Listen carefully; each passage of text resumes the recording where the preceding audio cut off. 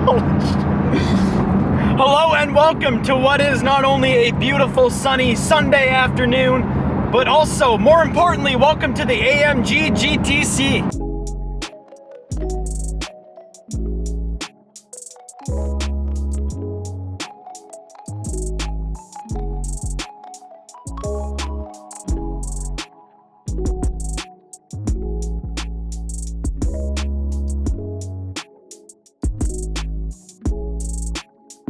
Quick rundown of this car. This is the 2019 pre-facelifted model, so it has the older interior, but I mean, from where I'm sitting, it really doesn't seem to matter. This car is powered by an incredible twin-turbo V8 4-liter from Mercedes that is in most of the AMG models, and also a lot of Aston Martin models.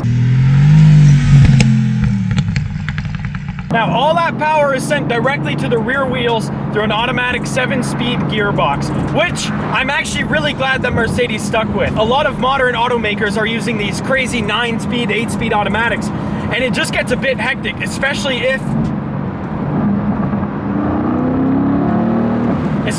you're doing your own shifts.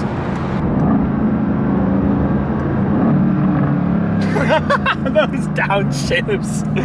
This big old V8 is good for about 550 horsepower. All of that combined gets this car to 100 in about 3.7 seconds. That combined with the roof down driving makes for one hell of an experience.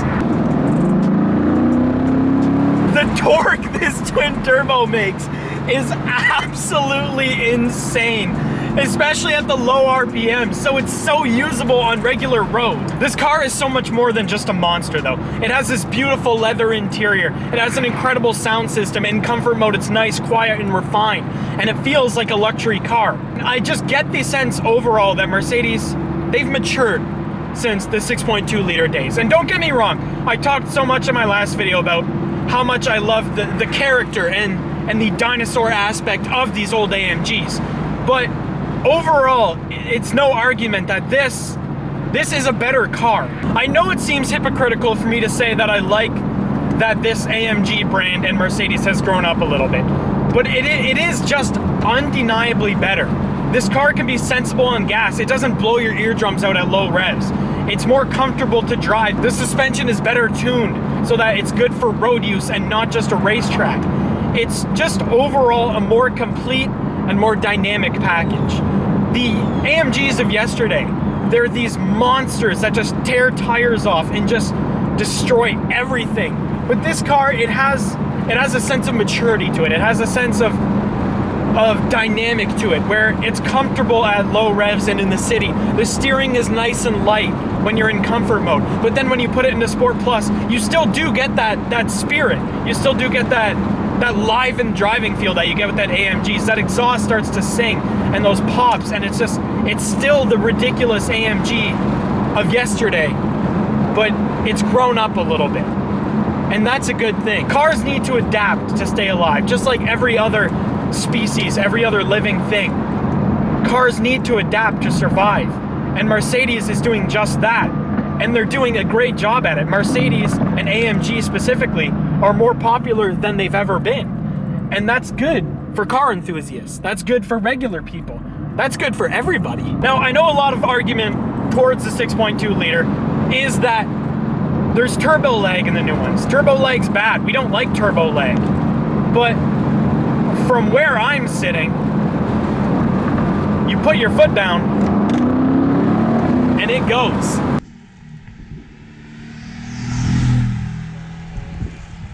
Don't mind the wardrobe change. We got a little hot with the drop top down, which is a fun sentence to say. So right now I'm in comfort mode, which is the most relaxing, the most chilled out setting it has. There's no eco, there's no wet mode or anything like that. So this is the most tamed of the most. And you feel that when you drive. The suspension feels a bit softer than it does in Sport Plus. And the steering is the biggest part though. The whole steering feeling just becomes this milky, cloudy, just smooth maneuver. And it doesn't skip around, it doesn't feel twitchy. You deliberately have to move it when you want it to move. So if you hit a bump when you're going for a highway cruise, you don't have to correct the steering wheel. It will stay where you want it to stay. And when you're just driving along like this, just wafting, you want that. You don't want a Ferrari 812 twitchy steering. You don't want something crazy. You don't want it to feel like it's ready to rip around a corner at any second. You want it to just feel comfortable and relaxed. But when you do put it into Sport Plus, it becomes a completely different animal.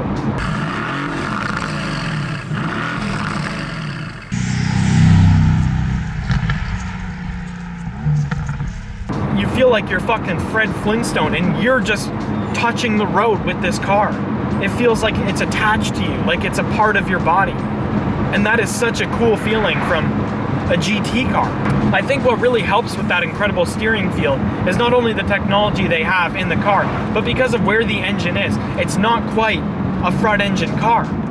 It's behind the front axle, so it kind of gives it a mid-engine feel without the horrifying snap oversteer you get from mid-engine cars. It's such a nice balance of in-between, of you get the feeling of the mid-engine, but you don't get all of the other downsides that a mid-engine has. It still feels like a comfortable, familiar car to drive. The brakes are just so responsive without being grabby. A lot of these cars with huge brakes, it's either no feel or you're getting 100% of the brakes. But this one really lets you feel the brake in and out, and you can kind of maneuver that to get around corners and to help with the understeer and the oversteer you'll get. It really is just such a well-developed car. They didn't make this car too German. It still feels almost like you get a little tinge of American muscle car in there, but with the luxury and the comfort and the technology of the European race cars. It's such a good feeling.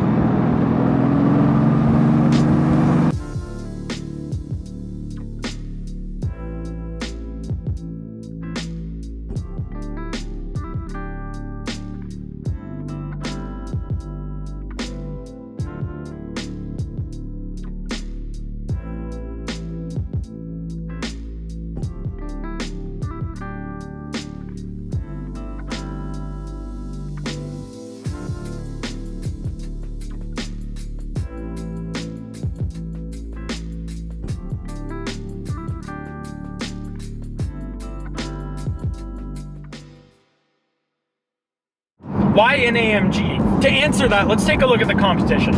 In terms of power, performance, tech, all that stuff, the cars you're looking at in the same bracket would be the Jaguar F-Type, would be the Porsche Carrera S, would be a Corvette C7, which in their own rights are all very good cars. But I would still take the AMG over all of them, and let me explain why. We'll start with the Jaguar, which in my opinion, the Jaguar is the best looking of the bunch, sounds the best, but I had a Range Rover for 2 years.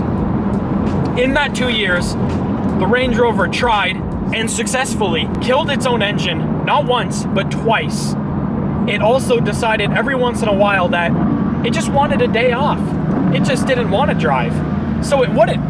Those reliability issues are enough for somebody who's looking to spend over 100 grand to just say, no, that's not worth it. And I know a lot of people are going to say, I've had no reliability issues with my Tata Motors product, which is Jag and Range Rover, but that was my experience, and that's something that I'm going to learn from. So let's move on to the next one, Porsche. This is a tricky one. Porsche has a problem that a lot of supercar and a lot of sports car manufacturers have. We'll call it Germanism. It's when they make a car too good.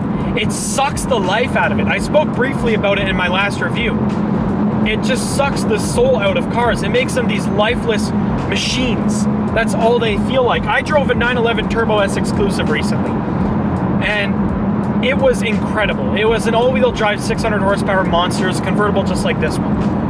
And don't get me wrong, it is one of the most surreal driving experiences you can have. The 0 to 60 time in that car is unfathomable as a human. But it felt exactly what it was. It felt like an engineering feat, and that was it. It didn't feel like this big, soulful, incredible car.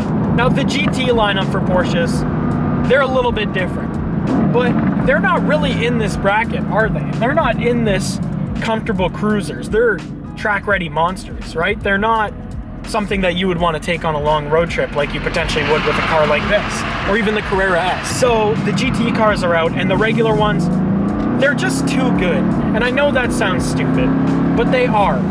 They're faster than this car, they're better than this car in almost every single way, but they're just too German. Now, onto the Corvette. So, the Corvette, don't get me wrong, is a bit of a maniac. It's an incredibly good car at what it's made for.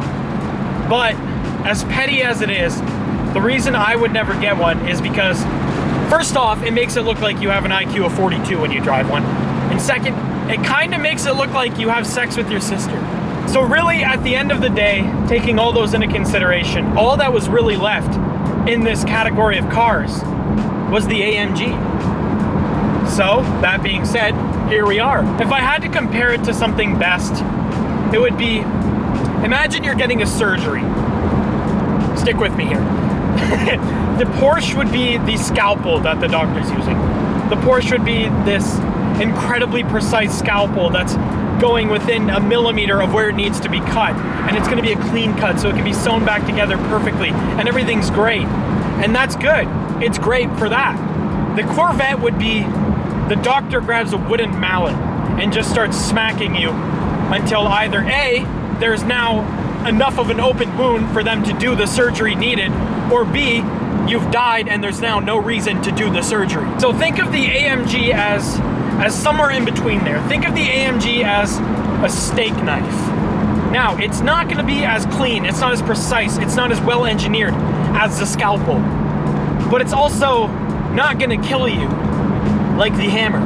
It rides this gray line of complete and utter chaos as well as perfect engineering. And that's good, because it lets you be dynamic with both. And don't get me wrong, any car in this segment can do something that the other car can do. This car could go on a track and it would be great. This car could go on a road trip and it would be great. Same with the other two cars. But this car, I feel like, does the best at riding that gray line. And that gray line is a good spot to be.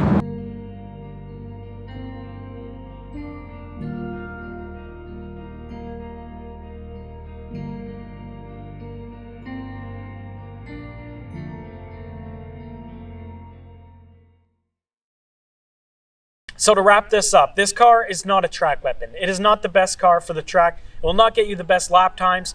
And you know what? It's not even the best GT car. There's not enough luggage room, and there are better cars for it. However, this car is good enough at doing both that it makes up for it. And as we know for this channel, good enough is our motto.